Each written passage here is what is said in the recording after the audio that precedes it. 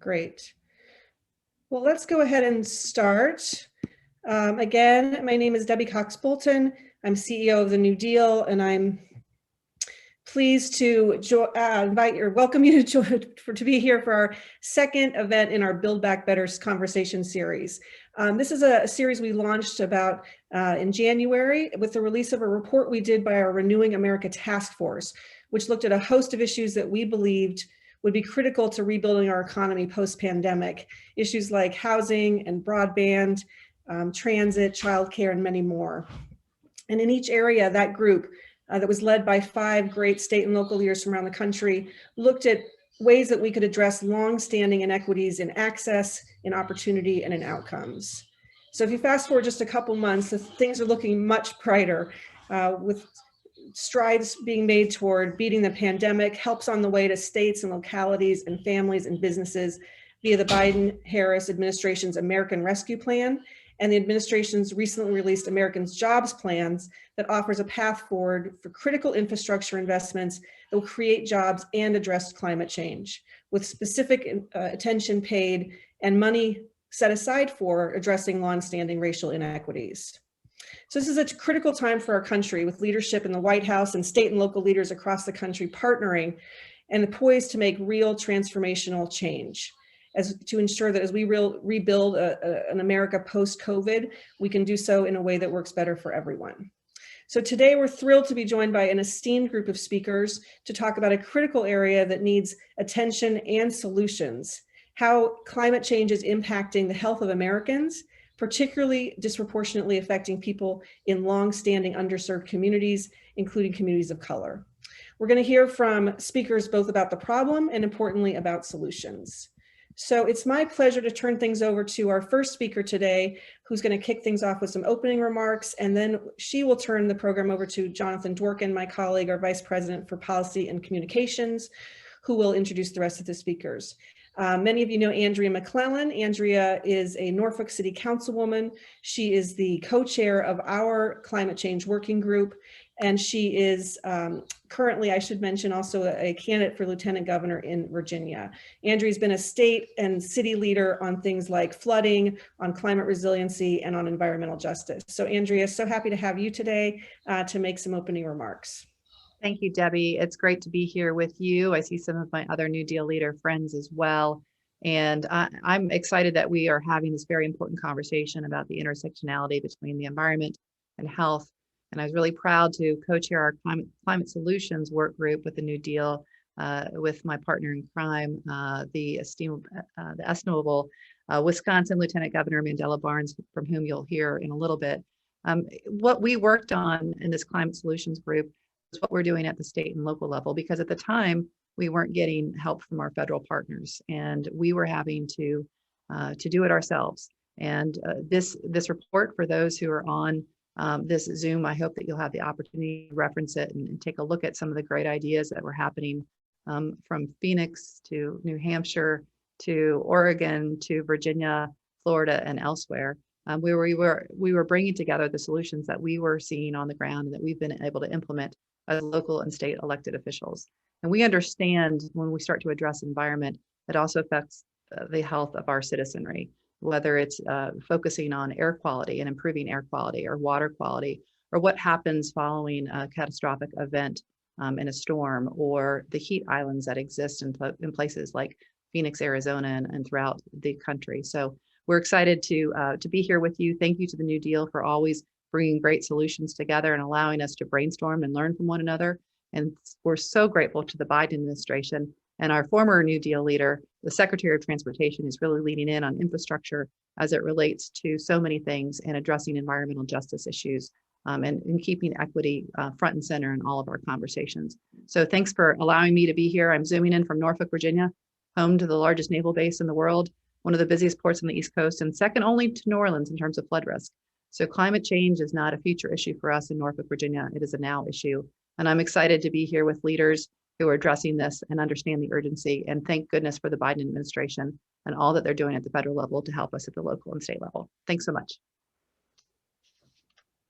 Thank you, Councilwoman, and thank you and Lieutenant Governor, who we'll be hearing from shortly, for all of your leadership on New Deal's climate work. I'm Jonathan Dworkin, Vice President of Policy and Communications at New Deal. Before we continue with our program, a quick note to say, please stay on mute if you're not speaking, and please make a note in the chat if you have a question, and I will call on you. As we dig into more details around climate change, health, and environmental justice, I'm thrilled to welcome Dr. Mustafa Santiago Ali to the discussion.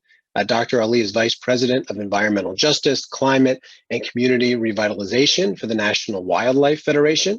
He is also the founder of Revitalization Strategies, a business focused on moving our most vulnerable communities from surviving to thriving. Prior to all of this, he worked for 24 years at the Environmental Protection Agency, where he was a founding member of the EPA's Office of Environmental Justice. Dr. Ali, we are so excited to have you joining us and would love to hear your perspective on how policymakers should understand and approach the biggest health challenges related to environmental injustices, as well as just the disproportionate effects of climate-related impacts on disadvantaged populations. So thanks so much for being with us, and love to hear your opening thoughts. Well, Jonathan, thank you for inviting me into the space. Thank you for all the work that everyone continues to do to make real change happen. You know, we've got a number of sacrifice zones across our country where we place everything that no one else wants. And we know that's in African-American communities and Latinx communities, Indigenous brothers and sisters land, lower wealth white communities, and Asian and Pacific Islander communities as well.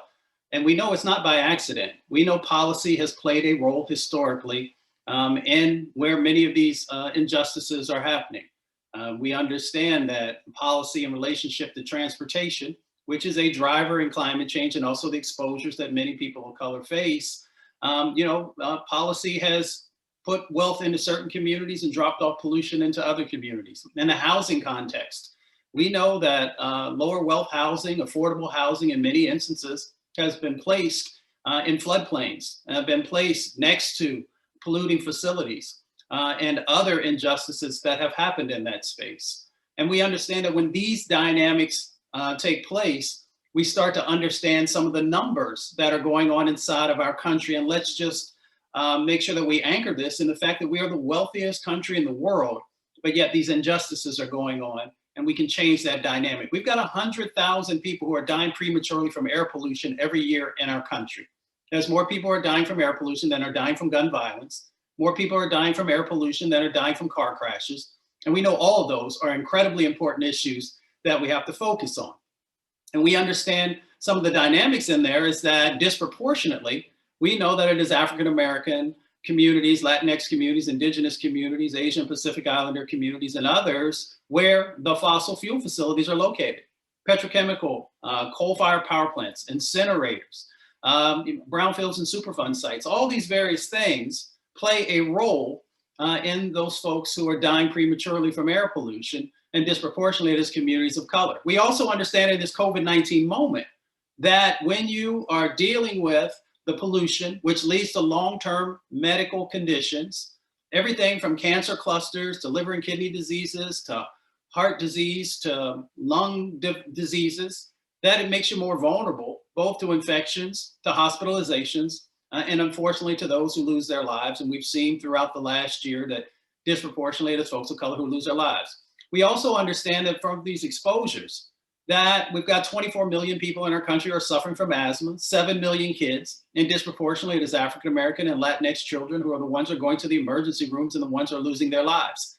They're coming from communities like Cancer Alley in Louisiana, founded by freed slaves, and then surrounded by petrochemical facilities, which have been exposing them to toxic pollution, and at the same time, warming up our oceans and our planets. So we should understand the connection that exists between the work that we have to do. I often share with folks both in this country and across the planet that we cannot win on climate change if we don't win on environmental injustice. And that's why it's great to see so many folks beginning to come together to think critically about uplifting communities and stakeholders who've been working in this space, and also making sure that we at the same time are moving forward on protecting our planet. We know that right now in our country, along with what's going on in the airspace, that we've got 60 million people in our country who have dealt with unsafe drinking water over the last decade. And it takes many different forms. It's in certified animal feeding operations, CAFOs. For those of you who are not familiar, hog farms, turkey farms, and chicken farms. And the impacts that happen to folks with their drinking water and then also other navigable waters. And we understand that the algae blooms and many of the other things that are also driven by temperatures increasing, but also through pollution, are having serious dynamics inside of communities, like communities in eastern North Carolina. When Senator Booker and I went down, it couldn't believe the lagoons that existed, and also how folks were supposed to be able to actually go to church when they're dealing with all these various things that are going on. And then also people can no longer sit on their porches because of the spraying that happens and the exposures that are in that space. There are so many different sets of challenges that folks are dealing with across the country, and many of them are associated with fossil fuels. We have 2.8 million miles of fossil fuel pipeline in our country. Think about that for a moment. 2.8 million miles. That's enough to go to the moon and back twice and on your way back to the moon. And it is a driver. It is not the only thing. Of course, we know that there are other toxic pollution that folks are dealing with on the chemical side, and many other exposures that are currently going on. And in this moment, this transformational moment, we have a chance to change that dynamic. We have the opportunity to move our most vulnerable communities from surviving to thriving. The Biden administration has put together a framework and a set of resources that gives us an opportunity to address the sins of the past and make sure that we are moving forward in a very bright future. But that means that we have to center the voices and experience and ingenuity that frontline communities bring to the sets of solutions that are going to be so critically important as we make our way through this 21st century.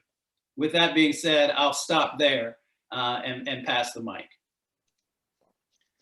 Dr. Ali, thank you so much for those comments. A great way to open up our conversation. Want to take a few moments to do some questions before we move on. I know we got some questions in advance, and also folks can feel free to weigh in the chat. I did see one comment maybe we can start with. You talked about a lot of the different issues that are affecting environmental justice, transportation, and going on down the line. There was one comment about housing and, of course, where people live. And wonder if you can comment at all, especially for an audience of state and local policymakers, about way to better think about their housing policies, approach to housing, given the environmental injustices that are happening.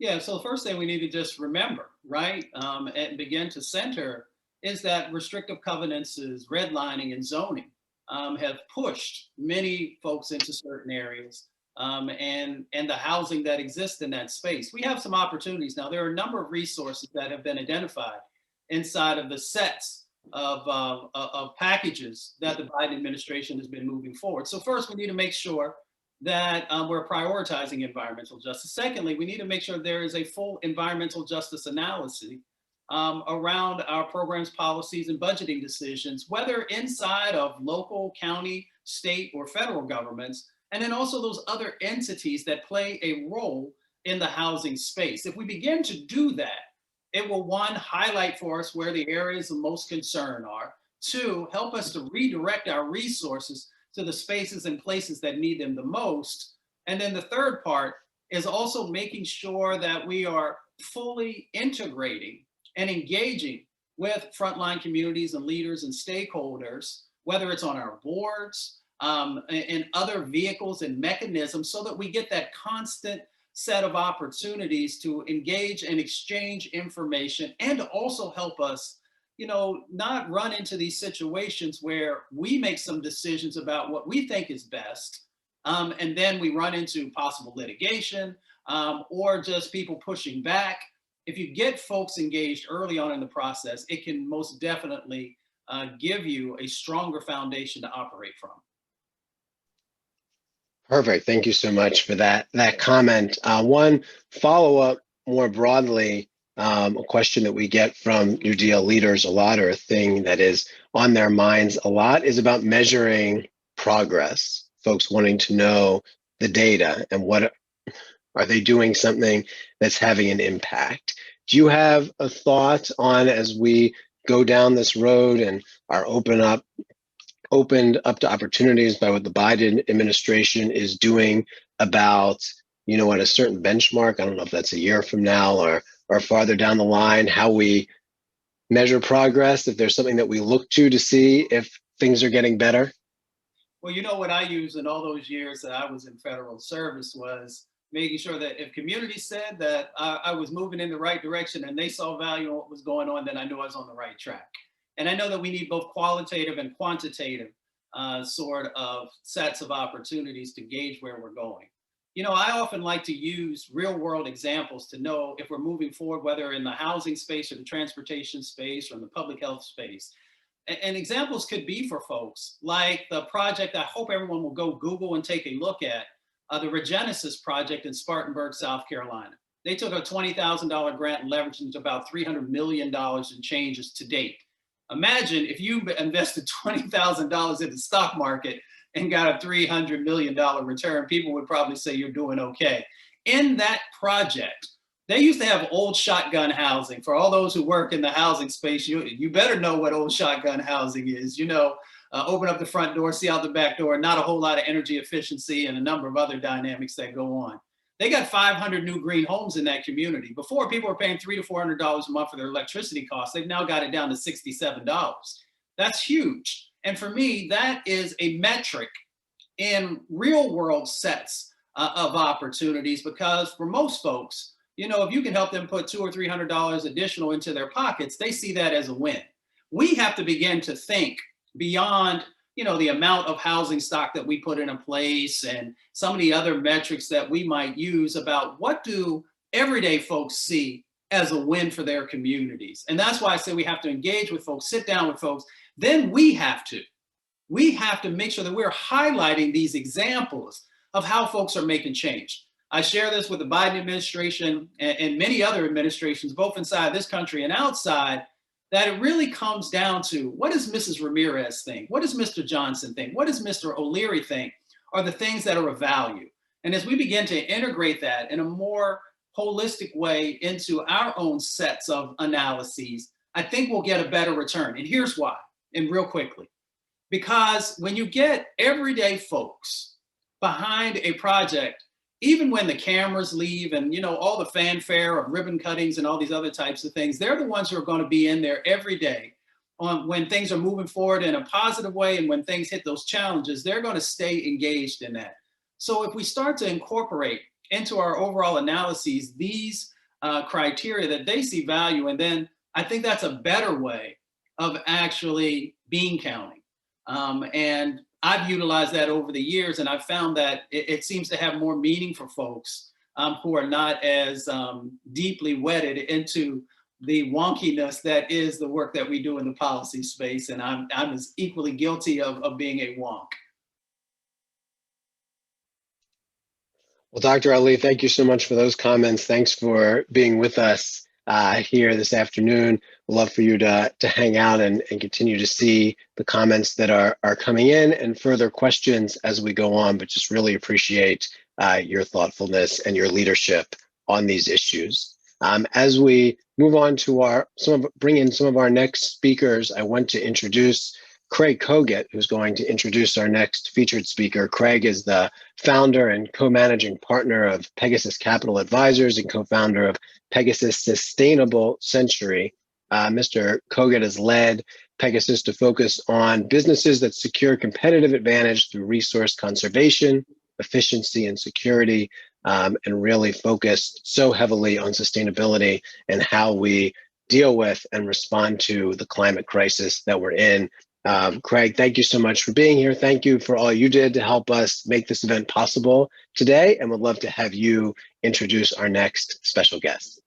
Well, thank you, Jonathan. I think this is a great event. I mean, we've been investing in climate change. We used to say resource scarcity back in early 2000 because our investors didn't want to hear about climate change. But early on, we began to also focus on the linkage between human health and wellness. And I think as Dr. Ali just said, it's so crucial to do that.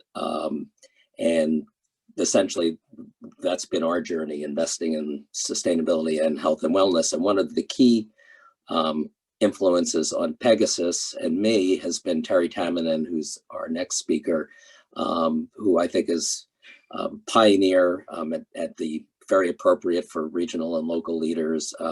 Worked with Governor Schwarzenegger. Terry is a Democrat, to be clear, but he was brought into the cabinet and led California on the path of becoming a leader in fighting climate issues as the head of the EPA in California. And then in the second term as Governor Schwarzenegger's senior policy advisor and senior cabinet official. He's worked closely on and off with me at Pegasus over a number of years. We were founders with Ban Ki-moon and Governor Schwarzenegger of an organization called the R20, based in Geneva, which focuses on regional and local, local, provincial governments working with climate change. So I think there's no better person to speak to you. And Terry has always been focused on health aspects, and partly from the environmental justice standpoint, partly because we have to get people to understand climate change. The only way we're going to do it is ultimately jobs and also human health and wellness. So Terry, thank you for leading me on this path. Well, thanks, Craig, and all kudos to you. I have to say you're the first major investor that I've ever come across years ago to make this connection between a sustainable planet and healthy people, and to show that that is an investment strategy as well as a public policy one. So in the interest of being brief, I just want to touch on a couple of highlights. As Craig mentioned, I was EPA secretary for Governor Schwarzenegger, so I've been a regulator and I've sort of seen where regulation comes from. And Dr. Ali, thank you for your great framing of these issues. You're absolutely right. More people die of completely preventable air pollution every year than many of these other things we obsess over. And it's impacting our most vulnerable communities, as you mentioned, environmental justice communities, but children. We've done studies here in California that show children who live within a mile of a busy freeway lose as much as 1% of their lung function every single year. And that's unconscionable in the richest country in the history of the world. So I want to just first start by mentioning that I think studies matter, data matters, and especially to policymakers if you're going to try to make the case for changes in policy, some of which I'll talk about now, some of the solutions that work for us here in California. And on that note, I will send around a link to Jonathan later to share with all of you. Governor Schwarzenegger, when he left office, started a public policy institute at the University of Southern California. And he, with the help of several former legislators, put together a policymaker's handbook, a digital handbook, which allows you to take a look at what California, but many other jurisdictions have done on some of these topics with sample legislative initiatives and executive orders and other kinds of things that can be done perhaps in your jurisdictions. But when we did the studies, when we looked at where the pollution was coming from, then that of course informed our policies. So one of the areas we understood particularly that was creating some of the most environmental injustice were our huge port complexes here in Los Angeles. The port complexes of LA and Long Beach actually together, 40% of all the goods that are imported by ship into the United States come through that port complex. So not only were the people living around that port the subject of a lot of air emissions and pollution and so forth, but those who lived along the corridors shipping by truck and train all of those goods out of the ports were also heavily and disproportionately impacted. So we managed to work with the ports, put a modest fee on every container that came through. And when you think about the value of what's in a typical shipping container, an extra $50, $100 really doesn't make that much difference. But it created a fund which over a period of 5 years allowed us to do a variety of different things in the port that cut the emissions by 80%. I mean, just an astounding amount. It shows you how a little bit of money and some policy could work. Some of that was also simple things like stopping idling of trucks while that are waiting to get in and out of the port. But other things took some structural changes. And again, those were accomplished with these funds. So kind of the polluter pays principle. I'd also point out another one. Our research showed us that 50% of a lot of the criteria air pollutants were coming from just 10% of the vehicles. Some of those were the older, dirty diesel trucks that were used for goods movement, but some of that was also what we called the super polluters, just the older cars that were on the road. So we created a scrappage program where we'd give people up to $600 for their old junker and encourage them to turn those in sooner, and we would scrap those. I think it's really important that when you have this kind of data in front of you, that you try to make sure that people understand this connection between their health, because people may not always care about polar bears and shrinking ice caps in faraway places, but when they understand that the climate impact is directly related to their health and to some of these other issues, that you can't reduce emissions from a smokestack or a tailpipe of let's say CO2 without also reducing criteria pollutants that are causing asthma.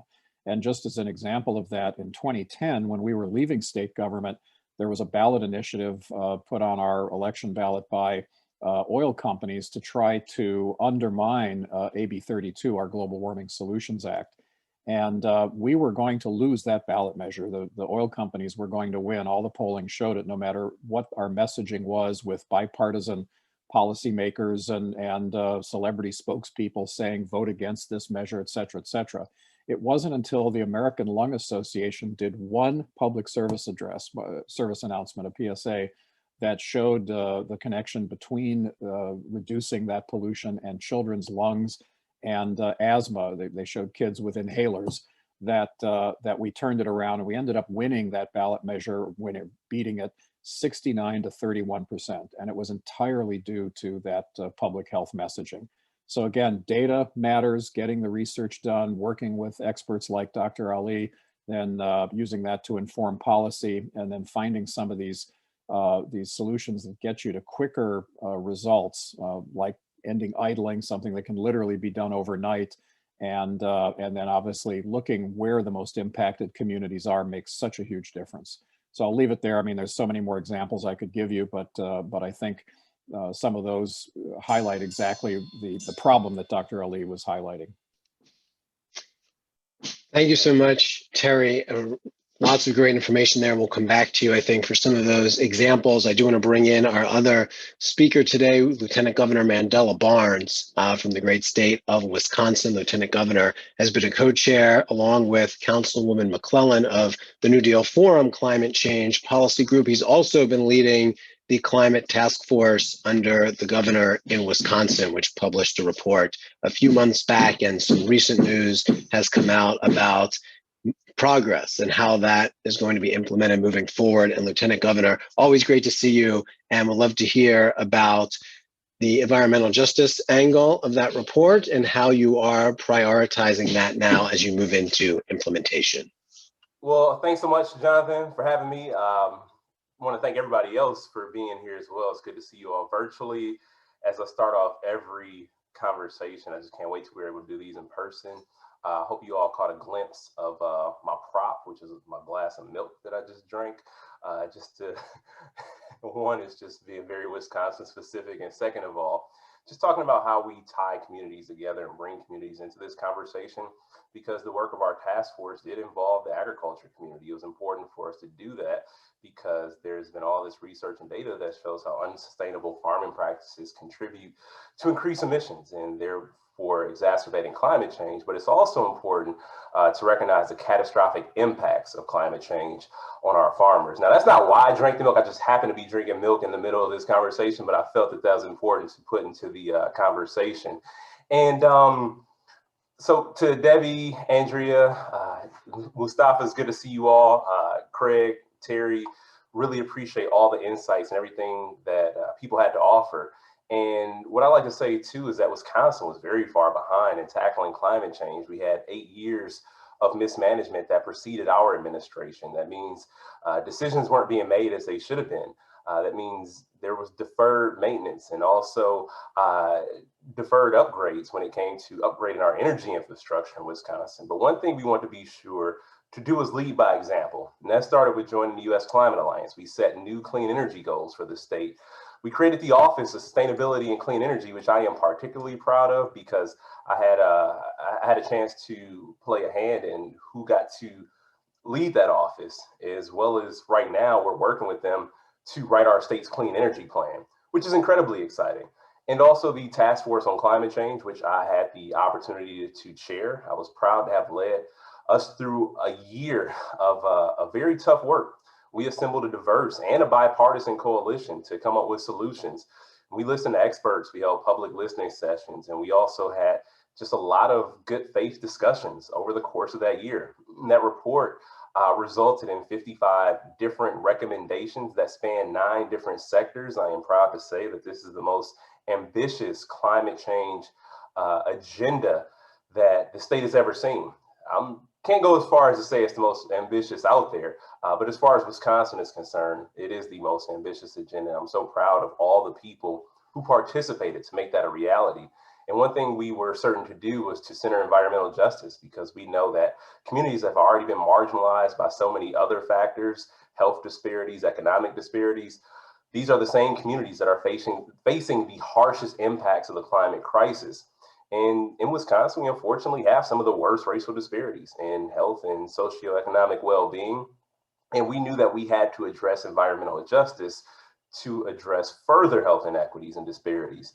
And we did this in a way, like I said, that had not been done at the state level. We started our task force meeting with our very first task force meeting, I should say, with a training on environmental justice.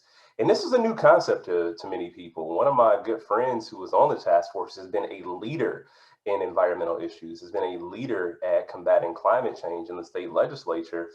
However, some of the issues that came up when we had this conversation about environmental justice were completely new to him. And he called and we had a long conversation, and he just recognized that these were issues that he overlooked because it wasn't particularly taking place in his background. And he was happy to have gained this new perspective as he continues to be a champion on issues related to climate change. And we also brought voices to the table that haven't always been there before. Leaders from our Native communities. There was just a report that came out recently that talked about, as the United States pushes towards more conservation, we need to make sure that we center voices, practices, and ideals of Indigenous communities who've been doing this work for so long. We also had organizations of color and youth climate activists who participated in these conversations, who haven't always been able to participate in these high-level discussions.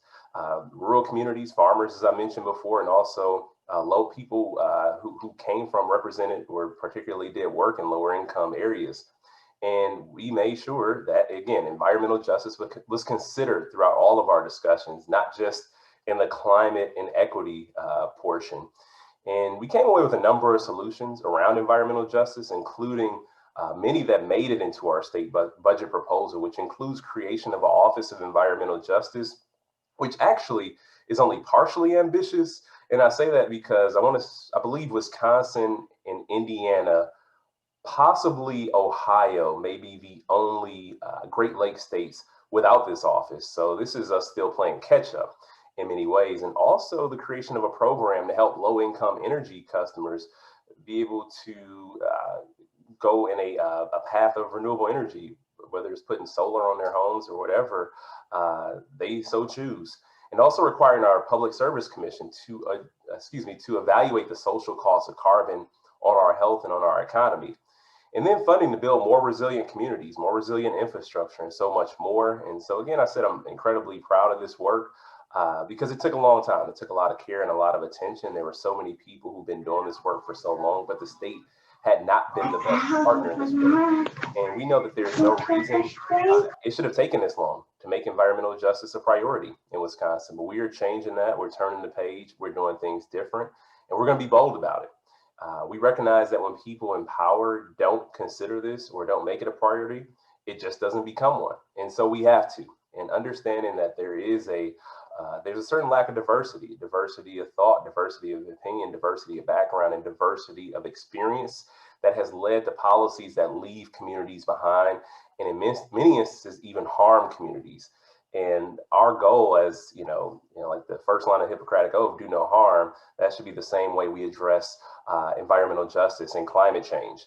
And we also have to recognize that addressing these inequities and injustices are beneficial for the whole.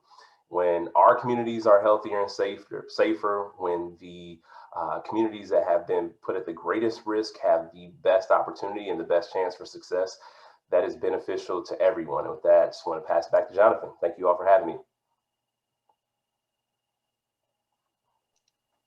Lieutenant Governor, again, always great to see you. Thank you so much for being here. I want to use the remaining time that we have for a little more discussion. And if other folks have questions, to please put in the chat. I know want to be respectful of everyone's time and schedule, so we'll take the next 10 minutes or so, though, to follow up with questions that folks have. I do want to go back quickly to Dr. Ali just for a moment, because there was a specific question on something you mentioned on happening in North Carolina. I think it was issues with animal waste, and if there have been any advances that you know of and solutions to this problem, anything else that we should know about this broader issue. Well, there's a lot of work that still needs to happen in that space. And yes, it is in North Carolina, but it's also, in places like Iowa and a number of other locations that have certified animal feeding operations. Some folks are moving forward on some new technology, to deal with the waste. Some are looking at natural ways of breaking down some of the waste. But the reality of the situation is that we should never have communities living this close to these types of facilities. And secondly, in the early days of this industry, you had a lot fewer heads of whatever the animals are that are being utilized in that space. And we've allowed it to grow and grow and grow and grow exponentially. And that has to be addressed as well. So, there's a lot of work that needs to happen, but real quickly, one, stop allowing folks to be located so closely to these types of facilities. Two, stop allowing them to expand as far as they are. And then three, we just have to invest additional dollars in the research to minimize the impacts that are happening. Dr. Ali, thank you for that. And bringing back in Terry and Lieutenant Governor, one of the things that we've heard from the Biden administration certainly has been about getting every part of the federal government engaged in addressing climate change. And you both have worked at the executive level. I wonder if you have any advice for folks, either in state or local office, about ways to engage your whole government around this issue. I know, Lieutenant Governor, is something you talked about, looking at the issue on the whole. Would love to hear from you and from Terry what you think about engaging all of your resources, and not just those that are traditionally thought of as those that fight climate change. Yeah, I just say it won't work if you don't have everybody on board. I mean, you can make some sort of progress, and that's great, but in order for us to get our desired result, you got to bring everybody in. Like I think about, prior to our administration, you had a lot of local governments, cities and counties, towns and villages across the state that wanted to act, wanted to green up their infrastructure. And they did what they could with what they were able to. And there was one city in River Falls, they switched all of their city operations to 100% renewable energy. And they sort of did that under the radar without a whole lot of support because, we were already sworn in. And when we found that it happened, it was kind of news to us. And they came to one of our task force meetings and presented on why it was important for them to do so. And they did it pretty quietly, but that's now a model for other cities across the state to be able to do the same. And like I said, with cities and counties, towns and villages, when they want to do that work alone, they're able to a certain degree. But prior to us taking office, there was also the looming threat of preemption. And many cities wanted to do plastic bag bans, for instance, and the state preempted local government's ability to set their own rules. They took away home rule when it came to something like plastic bag bans. And that discouraged a lot of people from pushing forward on more sustainable projects. And so when we came into office, we had a chance to further the work that they were doing with giving them the certainty that preemption wasn't going to override their plans. And then we got a new administration in the White House, which was particularly helpful because the White House said, goals that were more ambitious than ours. And so now we're able to fire on all cylinders with local, state, and federal government. And I look at that the same way with the conversations that need to be had, like in state with the group that we assembled for the task force. You know, we could have easily just brought together all the environmental groups that we're friends with to you know, come up with a plan for Wisconsin to address climate change. Could have been great, but we have to recognize the reality that, you know, utilities are a part of this conversation. Large businesses, small businesses are a part of this conversation. Our agriculture community is a part of this conversation. And if somebody's going to be impacted by climate change or environmental or energy policy, they have to be there in the room to be able to talk about it, because oftentimes, you know, the people who are members of this task force or organizations that were represented have been at odds with each other. And that was actually better for us to come up with solutions, because it wasn't, you know, the debate didn't happen through press release. People were able to sit down at the table and have open and honest dialogue about what the realities were, what the needs were, and to chart a path forward. Terry, wondering if you have any comments on that, and also following up on what Lieutenant Governor was saying about the business community now, especially since you've left office and been in that world too. Like, if there are things that you are seeing that are hopeful, or that you're seeing are not as hopeful from the business community about addressing these issues.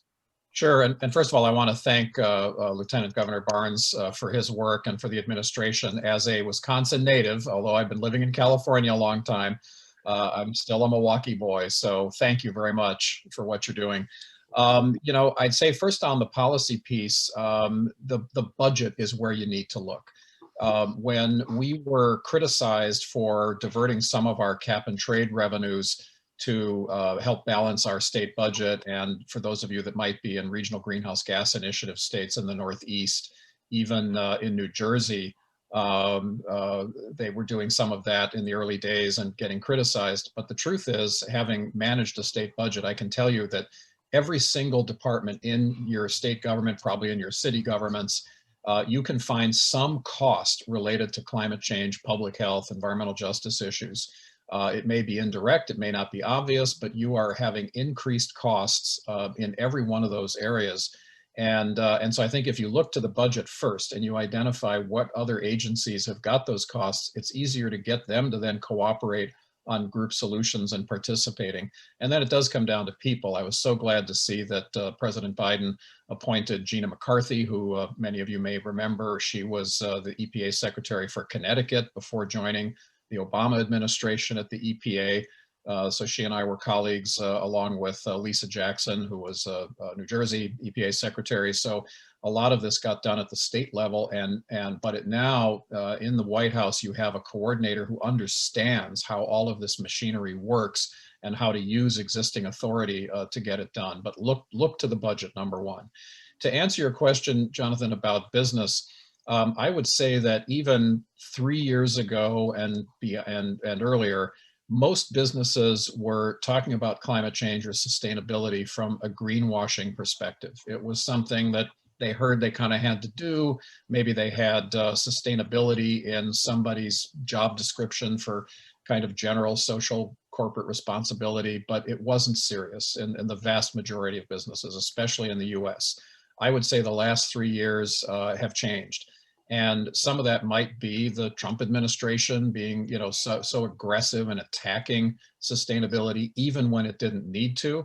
And it could well be the tightening of the collar around all of our collective necks as we see the impacts of climate change, especially on the most disadvantaged communities and those least able to defend themselves.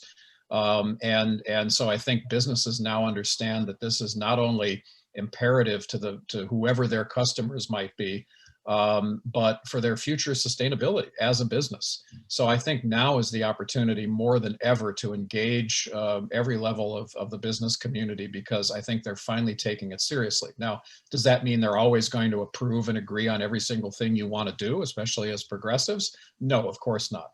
But what Lieutenant Governor Barnes was saying, I think it's the opportunity to get them around a table in a serious dialogue and make progress. Thank you for that. I think we've got time for maybe just a last question or two before we need to wrap up and let folks go. Lieutenant Governor, I see we've got a question directed at you that's really about agricultural and rural communities, something that you've talked a bit about. Wondering if you can speak to a little more to how you've engaged those communities, what some of the solutions are that you've come up with. And I think that probably dovetails a little bit into some of the stuff Dr. Ali was talking about. Doctor, if you want to follow up as well. But Lieutenant Governor, we'll start with you talking about the rural issue. Yeah, so I'll start by saying that in the task force specifically, we had our Department of Agriculture, Trade and Consumer Protection as active members in the task force. We also had Farmers Union and Farm Bureau, and to a city person such as myself, at one point in my life, I may have thought that those two groups represented the same thing, which, if you know anything about the two groups, you know that is completely false. And so it was good because we had a very diverse perspective. We had farmer-led watershed groups participate in our work as well. But it made for interesting conversation because so often we see agriculture operations get blamed. And Mustafa talked about the CAFOs, concentrated animal feeding operations, which cause a lot of frustration for our natural world, but also a lot of frustration for people that live in the communities. I don't really recall too many CAFO operations that have been fully embraced by the people that live in those communities. And so one of the groups too was like our Dodge County farmers. They were a climate leader. The Dodge County Farmers Healthy Soil and Water is a producer-led group whose mission is to improve soil and water through conservation practices and also education. A lot of this is peer mentoring. A lot of farmers, adopt and use practices that have just been handed down to them, and it can be hard to break old habits.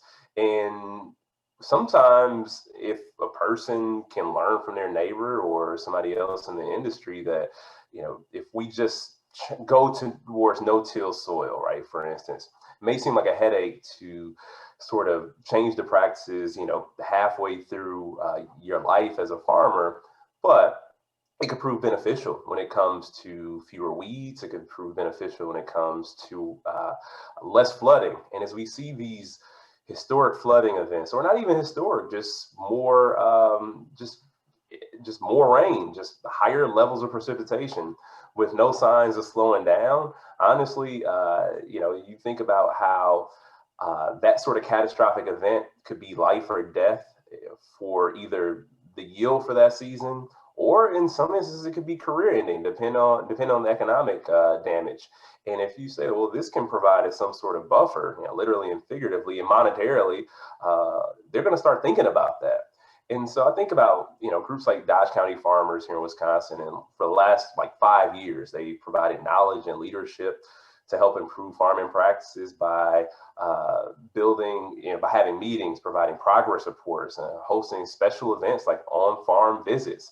And they work collaboratively too with non-farming organizations like the DNR here in Wisconsin, lake associations, because water quality remains an issue in rural Wisconsin specifically, but rural America. And one of the biggest opportunities we have is paying farmers to increase soil carbon storage in agriculture and working lands. It's good for them, it's good for the environment, and it can help with revenue streams, especially for our small farmers who live under the constant threat of going bankrupt, which has been a huge issue, largely due in part to whether it's low milk prices, the tariffs that devastated our farmers, or these large animal feeding operations that sort of squeeze them out of the market.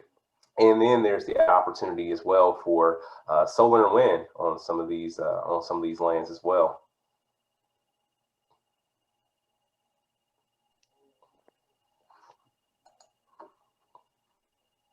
Thank you, Lieutenant Governor. Want to turn to a final question maybe for all of our panelists and bring in former U.S. Ambassador Ann Andrew, also a New Deal board member, a distinguished former energy and environmental attorney, and just a great friend of the New Deal and a leader in our climate work. Thank you, Ambassador Andrew, for all that you have done as part of this work, and would love to hear your question as the final one for our panel. Great. Jonathan, thank you. And thank you for all your great work. This is a great panel and all the work you've done with our co-chairs, Lieutenant Governor Barnes, as well as our Lieutenant Governor McClellan. It's been great. Or I'm sorry, City Councilwoman McClellan, who's our co-chair for the climate work that we're doing. So let me just be brief because I know I want to hear from everyone, but I was just highlighting Dr. Ali's comments about how impactful air pollution has been on increasing deaths and also impacting the health of children. And residential solar is a pathway that's available today to advance clean energy. And you know, more so than that, I see residential solar as a way to go back to comments that were made by the Lieutenant Governor and by Terry. It's a way to get people engaged in a very strategic, but also tactical way to make a choice about clean energy, to care about their energy use and where their energy comes from. And so I'd be interested to know what you all see as to how we come up with a more durable solution to advance residential solar, and particularly in low and moderate income homes, noting that at least in California, Terry, which has been such a leader on advancing residential solar, you know, I know we're getting close to almost 50% of the customers being low and moderate income homes. So how can we do more of this? For, you know, better for the environment and better for the health and better for environmental and equity justice. Dr. Ali, maybe we can start with you on that and then go to Terry and then Lieutenant Governor for a final word. Yeah, well, you know, it's always the challenge of making it more economical and making it easier for folks who are from middle and lower wealth income brackets to be able to fully participate. Let me just throw another aspect to this, and that is around energy democracy. Energy democracy is about being able to own your energy sources, about making sure that communities are playing a much stronger role in what the design and implementation of that looks like. And that's important in this conversation, especially when we look across our country in relationship to some of the solar laws that are on the books. And once someone garners that energy source, whether it is from rooftop solar or from community solar or some of the other opportunities that exist, then do they own that energy, right? That excess energy. And of course, we know across the country, there are a number of different ways that people are looking at that and what value that source has once the utilization from the individual is done. And I think that that's really important because in this 21st century economy, we have to be focused on additional ways of building wealth inside of communities of color and in lower wealth communities. And if we're not thinking through that paradigm, then lots of times we bring old ways of doing business over to a new set of opportunities that still continue to have disproportionate impacts on folks. So yes, by utilizing solar, wind, thermal, tidal, a number of other opportunities, we move forward on helping to lower greenhouse gas emissions and hopefully the public health impacts that are going. But I want us to take it a step further. And I want us to think about how do we have real ownership in that space? Because we know that when we talk about the clean economy, and just let me add this very quickly, that when we look at who owns the businesses in that space, that it is microscopic when it comes to African-American and Latinx and indigenous brothers and sisters, and probably Asian and Pacific Islanders as well. So as we're moving forward and thinking about solar, we need to be thinking as critically about who owns the businesses and how do we help to build the capacity for them to be able to do that, along with the opportunities that come from being able to work in that space and the further benefits that come from public health, lowering the public health impacts, and of course, the greater impacts that are happening from the climate crises and how we minimize those. Yeah, just building on what Dr. Ali said there, in California, we were mindful about this very thing. And I think that's the thing. You got to start by recognizing the issue and then trying to do something about it. directing subsidies, educating through local community organizations that can directly speak to these disadvantaged and minority communities and so forth about the advantages, financing in particular, because some folks may not have the money to finance a project up front, but they pay their electric bill every month.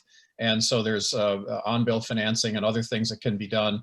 But training, to what Dr. Ali was saying, training was really a big issue for us. So we funded high schools in particular to have vocational training programs, particularly in disadvantaged communities and minority communities, for helping young people learn the solar industry and get into all aspects of it, from actual rooftop installations to these creative financing mechanisms and outreach, particularly in different languages throughout the state, given how many different communities we have here.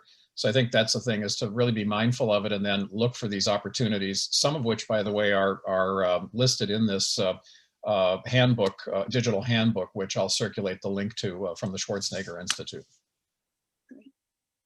Yeah, thank you for mentioning on-bill financing. It was one of the recommendations in our task force, making sure that there is low-cost debt financing options for customers to engage in clean energy projects. Also, I guess I should mention too, like we saw what happened in Texas, and updating our grid is going to be critically important for us as well, especially for lower income communities. So developing electricity storage and microgrids for critical infrastructure to be able to be deployed in the event of an emergency. And also, like I said, leading by example and requiring that analysis on the social cost of carbon, which particularly impacts marginalized communities, and updating our state commercial and residential building energy codes as well will go a long way to supporting the health of people, especially when it comes to those building projects that are, people get tax credits for, low income tax credits for housing. I think those buildings should have energy components to them as well. Well, I think that's a great way to close us out for now. Certainly, there's a lot more ground to cover on these issues, so please stay tuned for future New Deal programming on all of this. We'll also want to ask you to mark your calendars for May 26th, which will be New Deal's Ideas Summit. We'll be addressing climate change and so much more at that event. But just thank you so much again to our featured guests today, Dr. Ali, Terry, and of course, the co-chairs of our climate policy group, Lieutenant Governor Mandela Barnes and Norfolk Councilwoman Andria McClellan. Please follow up with us if you have additional questions or thoughts on these issues, and we look forward to seeing you all again soon.